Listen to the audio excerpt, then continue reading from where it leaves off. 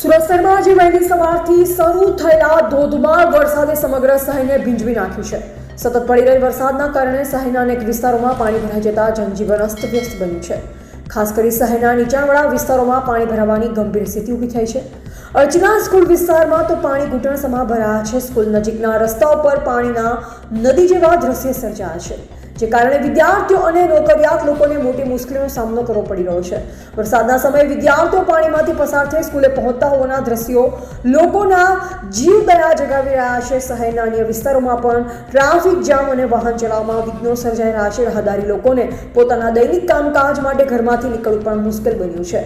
સુરત મહાનગરપાલિકા દ્વારા pre monsoon કામગીરીના મોટા દાવો કરવામાં આવ્યા, પરંતુ હકીકતમાં વરસાદના પ્રથમ દિનથી જ આ દાવા પોકળ સાબિત થઈ રહ્યા છે।